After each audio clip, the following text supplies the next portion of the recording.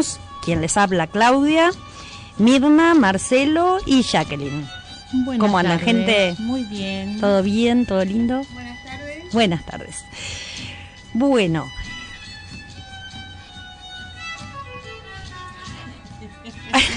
Tenemos un invitado especial que no quiere saludar. Claro, me quedé así porque digo, no lo digo. Bueno, tenemos acá la rama juvenil con Roy, que no quiere hablar. Así que bueno, lo tenemos de oyente, un oyente más. Bueno, iba a comentar, a ver, la idea de hoy es empezar repasando los puntos más sobresalientes de nuestra entrevista con el doctor en economía, Carlos Andújar, del lunes pasado. Pero bueno, antes creemos necesario hacer una pequeña síntesis de los acontecimientos del día de la fecha. Porque hoy, todavía con espíritu navideño, nos levantamos con varias noticias que nos trajeron de golpe de vuelta a la realidad. A esta Argentina que nos duele, ¿no? Bueno, voy a hacer un punteo rápido. Más de 400 evacuados en Pergamino y Arrecife. Los vecinos cortan la ruta pidiendo ayuda por el tema de la inundación, en su desesperación, y lo único que consiguen de parte del municipio, del intendente, que creo que es de Cambiemos, es que son reprimidos con balas de goma. El otro tema del día fue que se amplió la denuncia al grupo Macri por el lavado de dinero. Ya son 50 las empresas offshore que se le encontraron al grupo del presidente y su trup. Después tenemos, ¿qué otro tema del día de hoy? Bien, bueno, tal vez el más pesado. Macri le pide la renuncia al ministro de Economía, Prat Gay, y en principio todo indica que sería reemplazado por Nicolás Dujovne, que pasa directo de TN y La Nación al Ministerio de Finanzas, acompañado por el señor Luis Caputo, que asumiría imputado por la compra de dólar futuro y enriquecimiento ilícito en la cartera de Hacienda. Bueno, en buenas manos quedamos. Mientras tanto, total normalidad, ¿no? El señor presidente de la Nación está de vacaciones. Bien, dicho esto, pasaríamos ahora sí, porque la verdad es que creo que con el punteo alcanza, a repasar los puntos de economía. No sé qué opinan, chicos. Muy bien. Vamos entonces a poner los disparadores de la semana pasada y vamos a charlar un poquito sobre economía.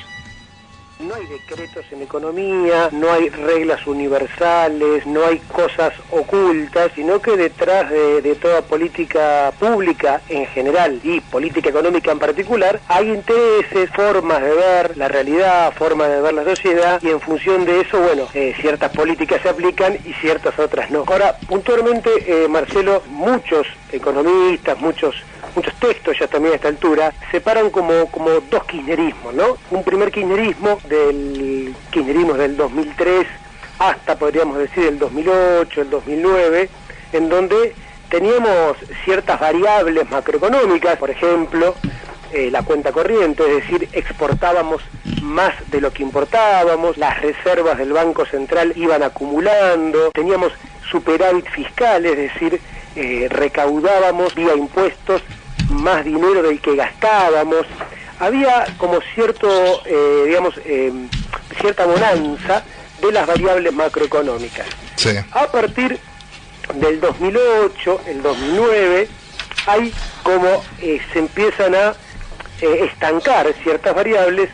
Hay diversos factores, pero si podemos mencionar algunos, yo diría que el primer gran factor es un factor de que el crecimiento económico, que venía a ritmo muy alto en los primeros años, se empieza a ralentizar. Es decir, seguimos creciendo, pero a un ritmo más bajo. De hecho, en el 2009, el nuevo INDEC marca una caída del PBI del 6%, que claramente no es real.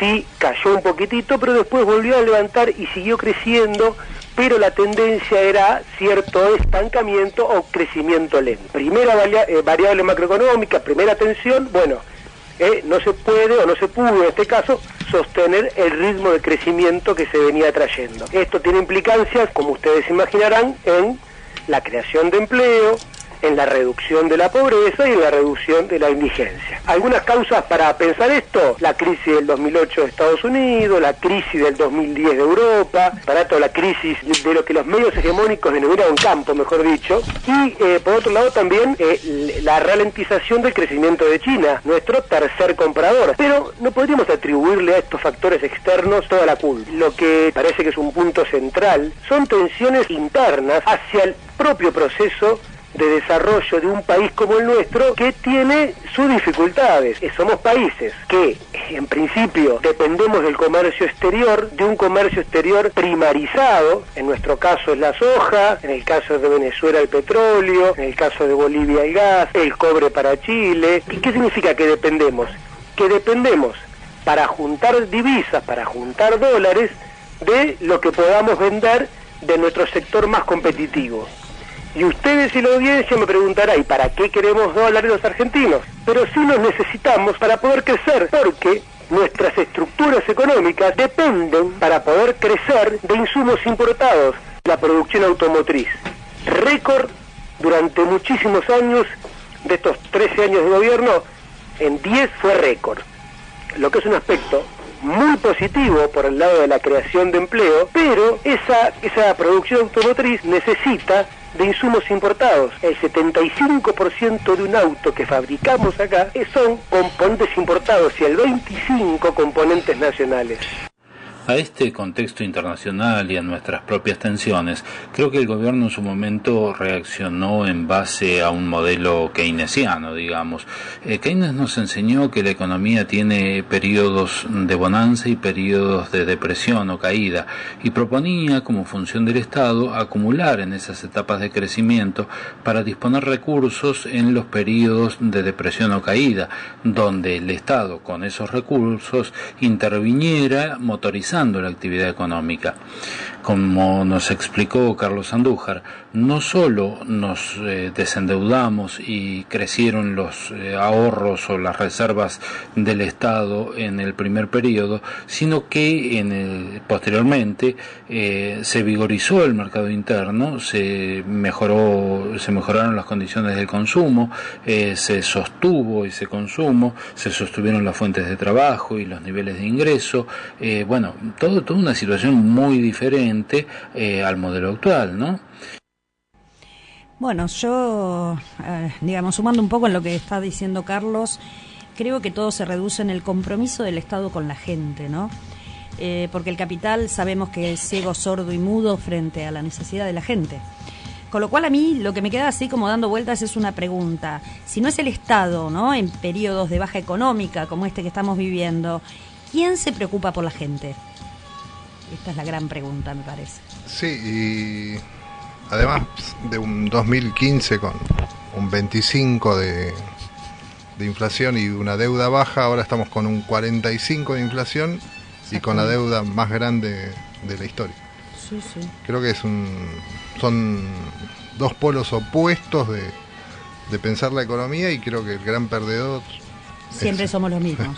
Sí, la gente, el pueblo, ¿no? Y en este caso creo que también que hasta los ricos también están perdiendo, los muy ricos son los que están ganando en este momento. Viste que ya hay pequeños productores y medianos productores del campo que no les están cerrando los números. No les cierran los números. Uh-huh.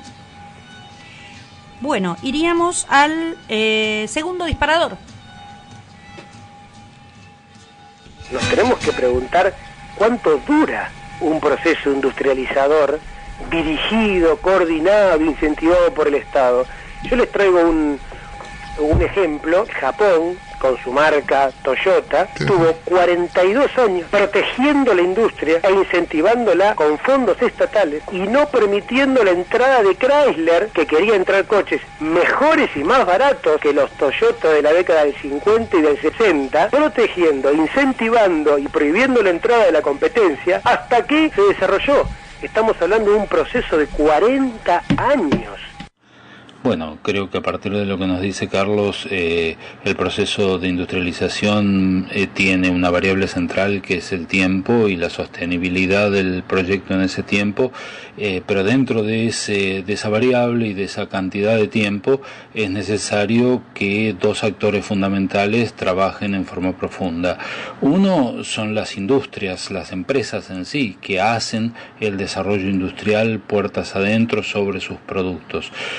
Estas industrias tienen la necesidad de aprender como organización a ser competitivas, desde sus objetivos a corto, mediano y largo plazo, sus organizaciones, sus procesos, su gente, en definitiva, las capacidades de gestión de su gente y de sus procesos articulados desde el gerenciamiento, que sepa buscar y desarrollar tanto las capacidades de competir que le son propias a cada organización y el sostenimiento de este proceso en el tiempo dentro de las organizaciones. Esto exige inversiones, esto exige no querer tener o disponer de altísimas rentabilidades en periodos cortos de tiempo, tienen que ir buscando que sus resultados, sus estándares de calidad y demás se vayan ajustando en el tiempo a un nivel de competencia internacional. Bueno, esa búsqueda, esa mejora continua, ¿no? Que es necesaria puertas adentro en cada una de las organizaciones. Este es el desafío de los empresarios y no entrar en la bicicleta financiera, por ejemplo. Bueno, por otro lado, también el Estado tiene su desafío sobre las metas de desarrollo que se planteen, ir midiendo su cumplimiento, administrar las tensiones entre los diferentes intereses que definitivamente hay, aquello de les hablé con el corazón y nos contestaron o me contestaron con el bolsillo, bueno, es un ejemplo que quedó en el tiempo muy distintivo de cómo hay que comunicarse, discutir e imponerse de pronto desde el Estado para que un proceso de industrialización, entre otras cosas, pueda ser viable de su desarrollo. El compromiso que cada una de las partes toma con ese desarrollo, que es un desarrollo estratégico, debe ser controlado y ahí, bueno, habrá que incentivar, dirigir, condicionar, premiar, castigar. Estas son las funciones del Estado, ¿no? El gobierno, los capitales, los sindicatos deberían estar a la altura para que un proceso de este tipo sea realizable en el tiempo y darle el tiempo, por sobre todas las cosas, que este proceso necesita. Bien, bueno, yo creo que con respecto a este punto no hay mucho más para decir. En principio yo lo sintetizaría con un título, ¿no? La ansiedad del empresariado de tener resultados rápidos. Esto se da de cara, digamos, sería como la ansiedad del empresariado versus la necesidad de reinvertir para lograr el nivel de competencia deseado. En realidad lo que ellos tienen que entender que la competitividad es un proceso de maduración, es tiempo, punto. O sea, creo que esto es lo que no logran entender por esta necesidad voraz, diría, de resultados rápidos. ¿Puedo agregar algo? Yo creo que esos son los grandes empresarios los que no quieren tiempo, quieren rentas aquí y ahora. Pero como decía el compañero Carlos antes, tiene que haber un Estado que regule, porque me pongo a pensar, para mí la economía pasa antes que nada por lo humano. Y pienso en los pequeños empresarios que se quedaron afuera de este modelo. Acá hay un Estado que está favoreciendo al capital, pero al gran capital. El pequeño capital está quedándose afuera junto con todo el resto de la sociedad, de los nadie, como decía Galeano. Ellos también son los nadies. Perfecto. Bueno, vamos al tercer disparador. Está claro, primer punto, que las inversiones no llegaron. El promedio de inversión directa de este año fue 2.900 millones de dólares. Digo inversión directa, saco la inversión especulativa. El mismo promedio, el promedio del kirchnerismo de los 13 años fue 3.000. Primera conclusión, y este año del primer año, llevan 2.900 millones de dólares. Flexibilizar, desregular, generar el clima de negocios, darle facilidades, no basta para que las inversiones lleguen. Las inversiones llegan si ven posibilidades de rentabilidad, las inversiones digo duraderas, ¿no?, a mediano y largo plazo. Y para eso no hace falta que el país pueda exportar, que pueda tener un mercado interno, que la gente tenga dinero. Así que las inversiones llegan en función de la rentabilidad, no porque me brinden desregulaciones muy grandes. Sí, las inversiones no llegaron, y esto creo que demuestra que la flexibilización y la pérdida de derechos laborales no tienen una relación directa con la llegada de las inversiones. En mi opinión, si hay condiciones de rentabilidad, los capitales se interesan. Tiene que haber un mercado interno, tiene que haber posibilidades de exportación, a nadie le interesa una economía parada. Creo que este es el punto central. La flexibilización laboral es una mentira como condición necesaria para que las inversiones lleguen. Cuento una pregunta muy simple es, creo para la gente común, si vos tenés un dinero ahora, un dinero X, ¿pondrías un negocio, pondrías un bar, pondrías un local de ropa? No. Claro. Es muy básico, ¿no? Como un pensamiento muy pequeño, pero también lo de hoy, lo que pasó hoy, la estrella del JP Morgan, Sí. que lo teníamos en economía, se cayó, tampoco es buena señal para afuera, y además que se sabe que hay un país con estructura ociosa grande, ¿para qué vas a venir a invertir si lo que está acá está parado, ¿no? Claro. Básicamente es... Sí. Yo en realidad lo que agregaría también es, cuando hablamos de flexibilización, ¿no? Porque es una palabra muy remanida y yo no sé si muchos la terminamos de entender. Yo lo que aclararía con respecto a esta palabra que está tan usada últimamente, es que es la visión del viejo patrón de estancia, ¿no? La flexibilización es volver a trabajar de sol a sol, sin vacaciones, sin derecho a enfermarse, sin aguinaldo, sin paritarias. En definitiva, es volver a un estado preperonista, ¿sí? Sería retroceder una cantidad de años importantes. Yo tuve acceso, por cuestiones de trabajo, a la primera plataforma que estaba de Pratgay en 2002. Sí. Que todavía no se había lanzado Macri, estaba trabajando con el Colorado de Narváez, como que lo convence a meterse en política.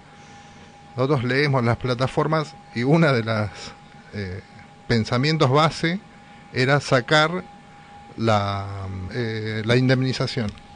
Vos bueno. la idea es un aporte personal tuyo. Exacto. Mensual para tu propia indemnización. Vos haces un ahorro, vos te pagás tu propia indemnización. Sí, bueno, eso lo están reflotando. Ya sonó. Bueno, eso es 2002, yo lo leí en papel directo. Sí, hace poco tiempo volvió a sonar. Sí. Tremendo. Bueno, iríamos al cuarto segmentito, que es sobre endeudamiento, reservas y fuga.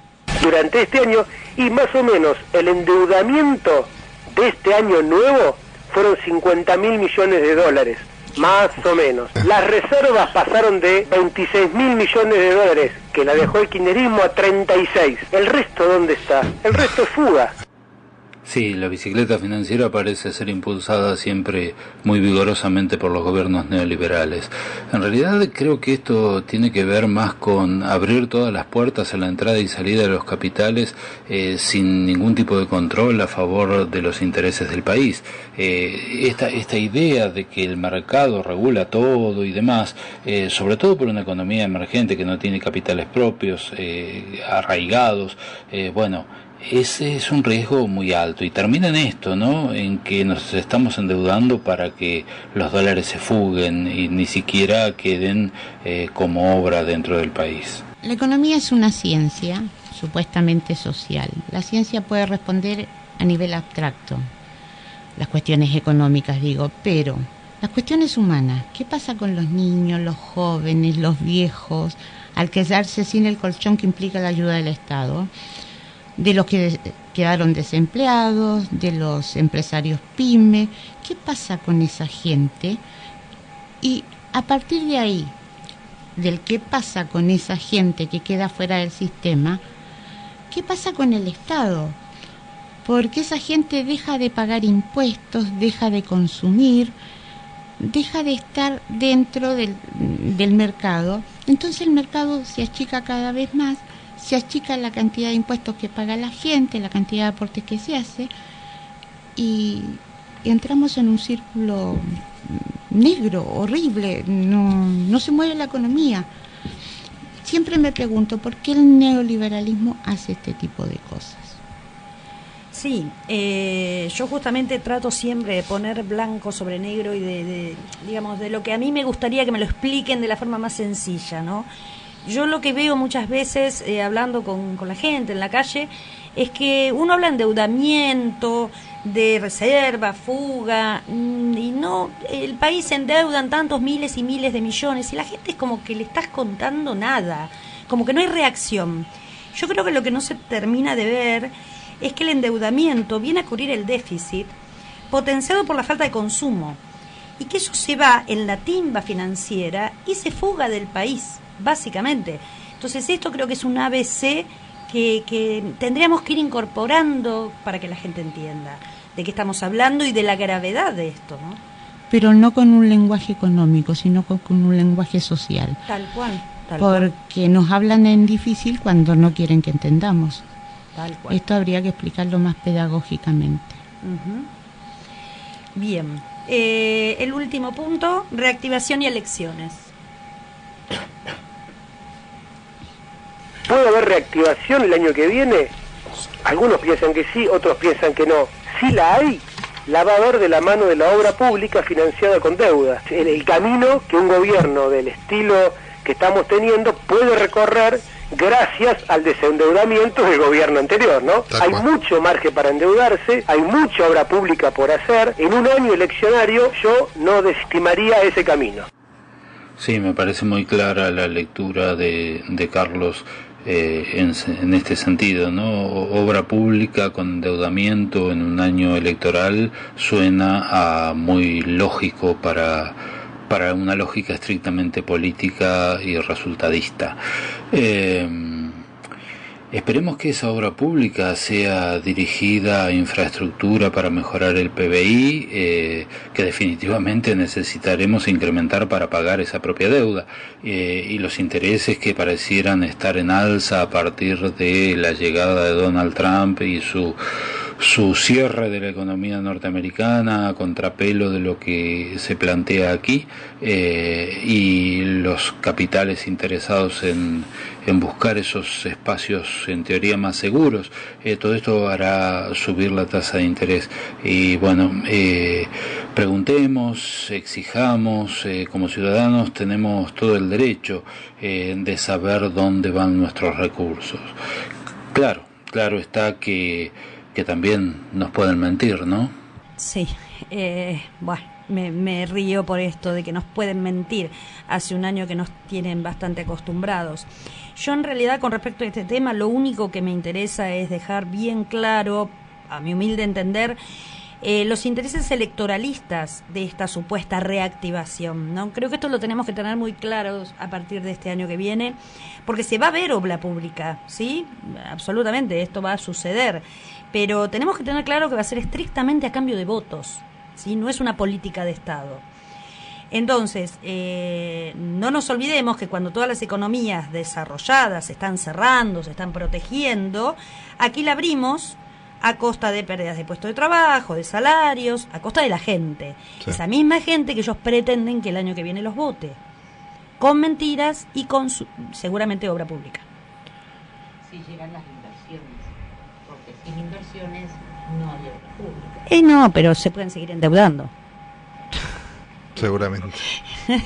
Bueno, yo creo que para ir cerrando nuestro debate de economía, vamos a cerrar con un tema que tiene mucho que ver con esto.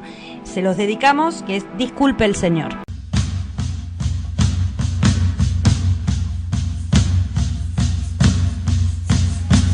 Bueno, acá estamos de vuelta. En principio, que no lo dije antes, para todo aquel que quiera sumarse al debate, por supuesto, se puede comunicar con nosotros al teléfono 4299-5694 o a través de nuestra página de Facebook, Realidad Líquida, o nuestro Twitter, @líquidarealidad.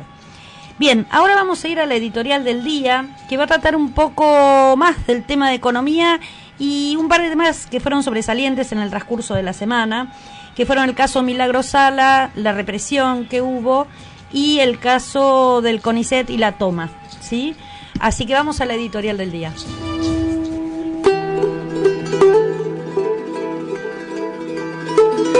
Cinco días de lucha en el CONICET. Se ganó una batalla, pero creo que fue solo una batalla. Para tomar situación sobre el conflicto, estamos hablando de 500 doctores investigadores aprobados para continuar su formación científica, que significan unos 160 millones de pesos para el presupuesto 2017. Una remuneración aproximada de pesos 25.000 mensuales promedio para un doctor investigador al servicio del país. El presupuesto dedicado a la intervención política sobre las redes sociales es mucho mayor que la cifra referida. El investigador Jones, durante el conflicto, en charla con Radio del Plata, dijo que el ministro les comentó textualmente: no sé por qué ya están protestando, si esto va a ser peor cada año. Ustedes no saben, quien venga detrás de mí será mucho peor. El ministro Barañao dijo a los medios, por ejemplo, al diario La Nación, sus becas se les mantendrán durante el 2017. Ese es el compromiso. En diálogo con Radio Mitre afirmó: la ciencia es lo que nos garantiza que tengamos un futuro digno. Y subrayó: el CONICET tiene una tasa de crecimiento limitada, no puede tomar a todos los años. Yo encuentro una contradicción profunda: garantizar un futuro digno y una falta de presupuesto minúsculo para lo que es el presupuesto de un Estado nacional, que lleva a no poner en prioridad garantizar ese futuro digno, me hace pensar en intenciones políticas. ¿Cuál es la intención real entonces? Suenan fuertes algunos comentarios, por ejemplo, del doctor Manes, sobre la participación privada en ciencia y tecnología. Obviamente este comentario está bien en línea pro mercado. Pero ningún país serio deja en manos privadas la ciencia y la tecnología si tiene una apuesta cierta de desarrollo. Un Estado mínimo y sin capacidades no puede promover el desarrollo, mucho menos controlarlo, y definitivamente pierde la posibilidad de su intervención a favor de las clases postergadas, para que entonces las corporaciones manden. Creo que probaron hasta dónde daba, a dónde estaba el límite, y hubo mucho ruido para un año electoral. En mi opinión, la intención es clara, como en los 90s. No creo que sea casualidad. Entonces fue el proyecto Cóndor, ahora fue el proyecto ARSAT, que se fue esfumando, y finalmente será la política de ciencia y tecnología. Estuvo bueno que la batalla terminara antes de Navidad, aunque no se pueden tapar los conflictos. CONICET en Navidad y Navidad en Jujuy. Aunque esta Navidad, estas fiestas, también parecen de baja intensidad, como está de moda referir el énfasis que las cosas tienen en estos tiempos. Obviamente, quienes han perdido su trabajo, quienes ven mermada su capacidad de compra, no llegan a fin de mes, quienes ven los comedores y los merenderos que reciben gente nueva, son todos elementos que bajan la intensidad del sentido festivo en la gente. Y los tarifazos que vendrán en marzo, y la amenaza de la flexibilización laboral que continuaría, y los derechos humanos en Jujuy, la justicia, se van rompiendo muchos compromisos que el Estado tenía asumidos, bien asumidos, y se siguen perdiendo. Y cuando se rompen los compromisos, se va rompiendo la confianza, se va rompiendo el tejido social en gran medida. Y sigue ocurriendo en Navidad, en las fiestas entre comillas. ¿Vieron que está dando vueltas en las redes un mapa del mundo, un planiferio, que está todo en blanco? El único país destacado en rojo es Argentina, y la referencia dice: países donde te absuelven si te choreas una empresa torturando a sus dueños, y donde te ponen en cana por tirar huevos. Preguntémonos, Si fuese cierto todo lo que dicen de Milagro Sala y la Tupac Amaru en Jujuy, ¿no sería esperable que tuvieran causas de mayor peso que haberle tirado huevos a Morales? A mí al menos me suena un poco raro, poco serio, poco creíble. Y cuando se celebra el juicio, entonces sí, se visualiza un Estado represivo, fuera del Estado de Derecho, misógino y tirano, cual un feudo donde lo que dice el señor es lo que vale. Un Estado violento para con los espectadores del juicio, espacio donde más que en cualquier otro lugar los derechos deben ser garantizados. Parece que el odio de clase supera todo raciocinio, instituciones y vergüenza en Jujuy, siendo el silencio del Estado Nacional un mensaje claro de dónde están los límites de esta democracia de muy baja intensidad. En la Biblia podemos encontrar quizás la primera referencia histórica de un juicio dado por la opinión pública, cuando los religiosos ortodoxos y los romanos que ostentaban el poder manejan la muchedumbre para que elijan a Barrabás para salvarlo, mientras mandaban a la cruz a Jesús de Nazaret. Parece que se equivocaron un poco, ¿no? Y todo esto también ocurre en las fiestas, en Navidad.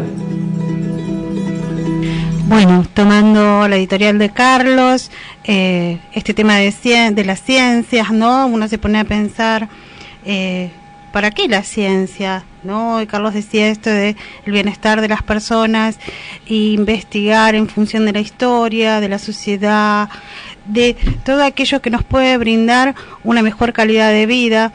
Pareciera ser que no tiene importancia cómo vivimos, para qué vivimos, y en este sentido la ciencia es algo de lo cual todos tenemos que apropiarnos, todos tenemos que estar en defensa de estos científicos que le dedican no solamente su capacidad, ¿sí? Los científicos argentinos están reconocidos a nivel mundial. El año pasado o el anteaño, ya no recuerdo bien, hice una investigación de la cual me llevó 2 años y me parecía imposible poder cerrarla y poder ir trabajando y poder investigar. Cuesta muchísimo porque los libros salen muy caros, porque uno no tiene al alcance de la mano el material para poder trabajar, buscar una muestra, buscar un objetivo, fundamentar lo que uno quiere investigar, tener una muestra, que es una cantidad de personas a la cual poder encuestar, después hacer toda una cuestión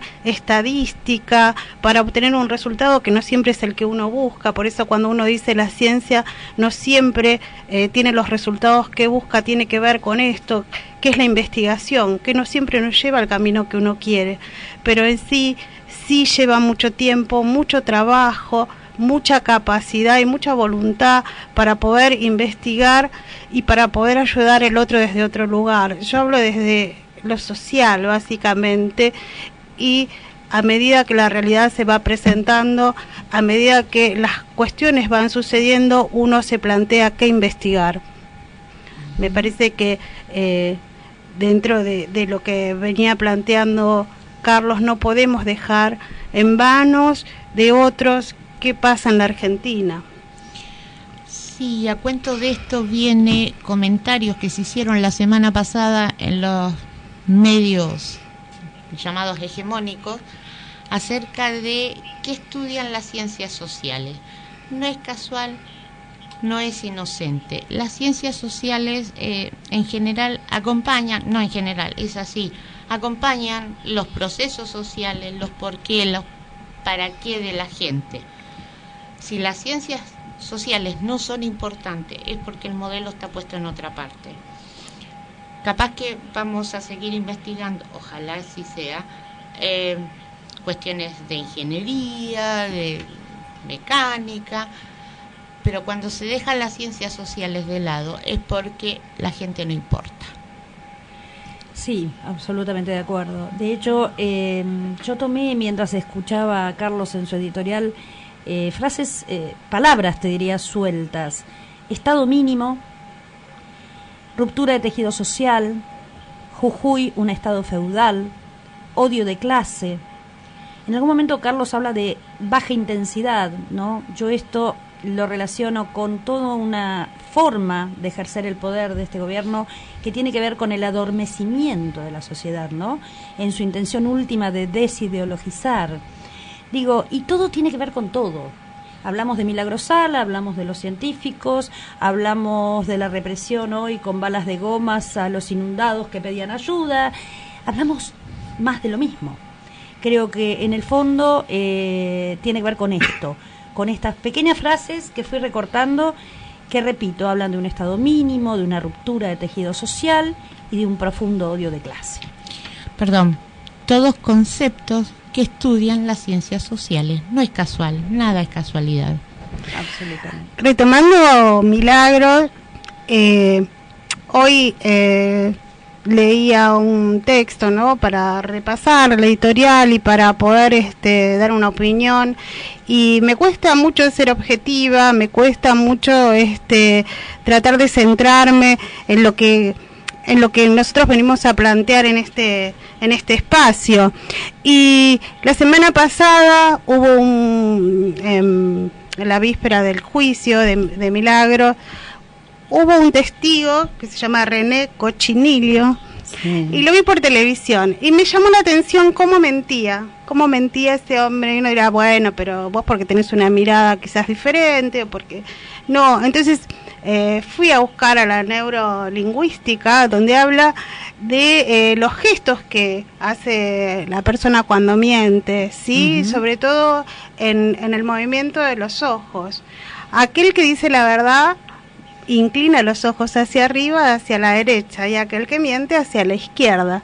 Y este hombre era algo que todo el tiempo estaba mintiendo, pero uno lo podía percibir simplemente de mirarlo, ¿no? Y después, bueno, uno va y corrobora, ¿sí?, con algunas cuestiones más científicas y más estudiadas, y puede llegar a esta conclusión de que sí, esta persona mentía, pero abiertamente. O sea, él miraba hacia la izquierda, y hacia la izquierda dice que uno construye, ¿sí?, lo que quiere decir. Sin embargo, cuando uno lo hace a la derecha, busca en sus recuerdos y en su imaginación, ¿no?, toda esta cuestión de la cual ya ha vivido, que está ahí, que son los recuerdos. Sí, la verdad, digamos.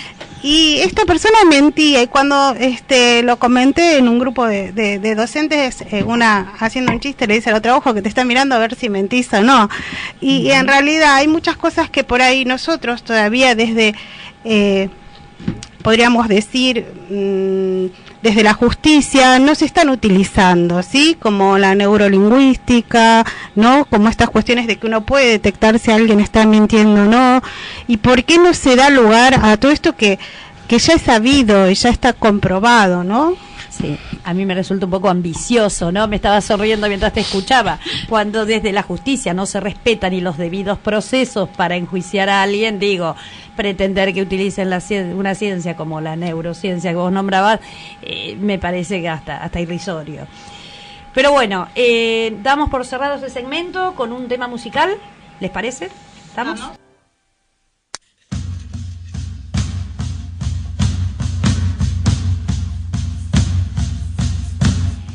Bueno, acá estamos de vuelta. En principio agradecer a nuestros oyentes, algunos nos están haciendo llegar sus saludos. Agradecemos a Aldo, Mari, Tomás, Marquitos de Bursaco, infinitamente agradecidos. Y bueno, ya la vez pasada lo dijimos, lo vuelvo a nombrar por si querés sumarte, a aportar tu granito de arena para cambiar nuestra realidad líquida justamente, desde lo presencial. Nos encontrás en Resistiendo con Aguante Almirante Brown Oficial, y te esperamos, si querés acercarte, todos los sábados a partir de las 18 horas en Avenida Espora 1521 en Adrogué, sino por nuestro Facebook. Ahora vamos a ir, ya finalizando el programa, nos quedan poquitos minutos, a las preguntas que venimos trayendo todos los programas como disparadores para la semana, ¿sí? Para charlarlas el lunes que viene. ¿Pensás que mediante la política se puede modificar o mejorar la realidad más allá de un partido político, sino desde la acción política? Otra pregunta sería, ¿sentís que hay algún partido o movimiento que refleje tus aspiraciones de un país mejor, de una vida mejor? ¿O pensás que la política pasa por otro lado, por asociaciones vecinales o barriales, por acciones solidarias, instituciones de beneficencia, etcétera, o que pasa por otras personas. ¿Debemos esperar que las soluciones las decidan desde arriba o debemos involucrarnos con reclamos y propuestas? Y una pregunta muy de estos días es saber cómo estabas hace un año y cómo estás ahora. Por ejemplo, cómo pasaste las fiestas el año pasado y cómo las estás pasando este año. Esperemos que mejor. Si nos pueden contar estaría muy bien. Bueno, vamos cerrando el programa. De nuestra parte se está terminando el año, así que les deseamos un muy, muy buen fin de año y un excelente 2017. Esperemos que todos pasemos un 2017 mucho mejor que el 2016. Feliz año. Felicidades para todos, disfruten en familia y nos estaríamos reencontrando el lunes próximo arrancando el 2017. ¿Sí? Listo, gente, será hasta el lunes próximo. Hasta la semana que viene. Hasta la semana que viene.